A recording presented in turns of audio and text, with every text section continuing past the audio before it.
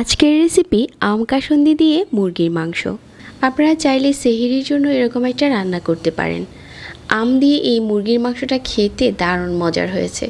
আমি প্রথমবার রান্না করেছি, তবে আমার কাছে অনেক ভালো লেগেছে। আপনারাও চাইলে আম কাসুন্দির চিকেনটা রান্না করতে পারেন। রেগুলার স্বাদ থেকে একটু আলাদা, তবে খেতে মন্দ হয়নি। আম কাসুন্দির মুরগির মাংস রান্না করার জন্য একটা ছোট সাইজের আম নিয়েছি। প্রথমে পিলার দিয়ে আমের খোসাটা ছাড়িয়ে নিচ্ছি। আমাদের আজকের রান্নার জন্য এই আমটাই যথেষ্ট। আমটা যখন খোসা ছাড়ানো হয়ে যাবে তারপর ধুয়ে নিয়েছি। তারপর একটা গ্রেটার দিয়ে আমটা ভালো করে গ্রেট করে নিচ্ছি।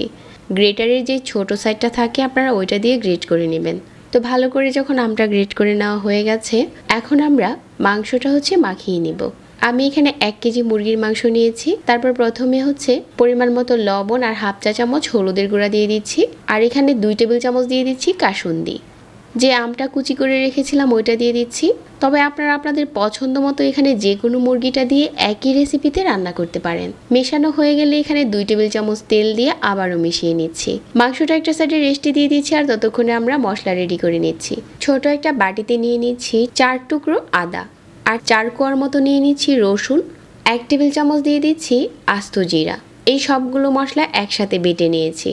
এখন গুঁড়া মশলা দিয়েও আমি একটা পেস্ট বানিয়ে নিচ্ছি। 1 টেবিল চামচ মরিচের গুঁড়া আর 1 চা চামচ ধনিয়ার গুঁড়া। এই গুঁড়া মশলাগুলো পানি দিয়ে গুলিয়ে নিচ্ছি। তবে আপনারা চাইলে এখানে মরিচটা বেটেও দিতে পারেন। পানি দিয়ে ভালো করে গুলিয়ে নিচ্ছি। আমার এখানে মরিচটা লাল বেশি, ঝাল কম, এর জন্য বেশি দিয়েছি। আপনারা চাইলে কিন্তু এই চিকেন রান্নাতে 1 চা চামচ মরিচের গুঁড়াও ব্যবহার করতে পারেন।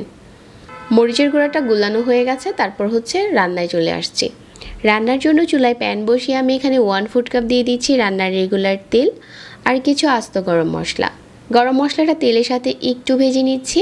তারপর এখানে 1 কাপ পেঁয়াজ কুচি দিয়ে দিচ্ছি। এখন তেলের সাথে পেঁয়াজটা লাল করে ভেজে নিচ্ছি। পেঁয়াজটা যখন লাল করে ভেজে নেওয়া হয়ে যাবে, প্রথমে আমি এখন বাটা মশলাগুলো দিয়ে দিচ্ছি। তারপর যে মরিচের গুঁড়া আর ধনিয়ার গুঁড়াটা পানি দিয়ে মিশিয়ে রেখেছিলাম ওইটা দিয়ে দিচ্ছি।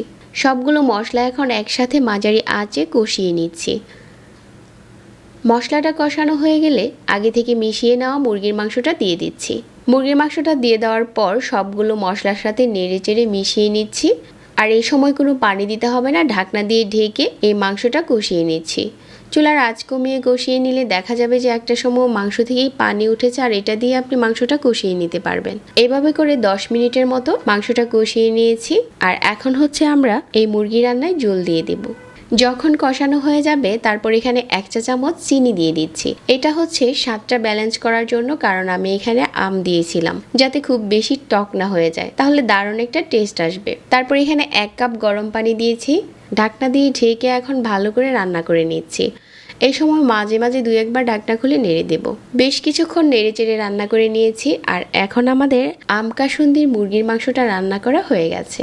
আপনি যদি ঝোল আর একটু কম খেতে চান তাহলে আর একটু কষিয়ে নিতে পারেন। তবে চুলা থেকে নামানোর আগে 2টা কাঁচামরিচ দিয়ে দিলে খেতে আরো বেশি ভালো লাগে। আমি এখন চুলাটাকে বন্ধ করে দিচ্ছি।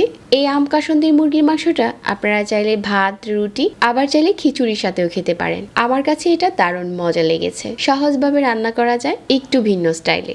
রেগুলার স্বাদটা একটু ঘুরিয়ে আপনিও চাইলে বাসায় এই আম চিকেনটা রান্না করতে পারেন। আশা করছি আমার আজকের রেসিপিও সবার কাছে ভালো লেগেছে। রেসিপি ভালো লাগলে চ্যানেল সাবস্ক্রাইব করে রাখবেন এরকম আরও নতুন রেসিপি পেতে, আর আমাদের পেজে লাইক দিবেন। সবাইকে আবারও ধন্যবাদ জানিয়ে আজকে এখানেই বিদায় নিচ্ছি। আল্লাহ হাফেজ।